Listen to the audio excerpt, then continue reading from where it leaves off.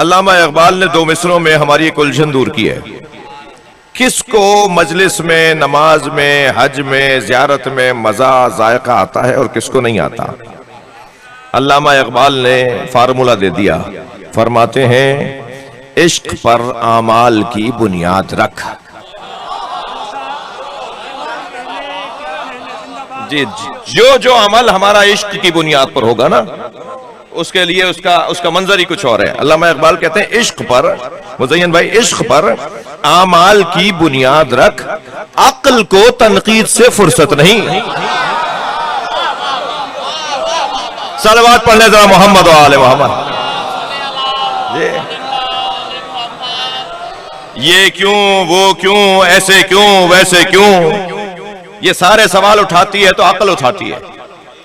और इश्क तो कहता है कि मुझे जो नजर आ रहा है वो तुम्हें नजर ही नहीं आ रहा है।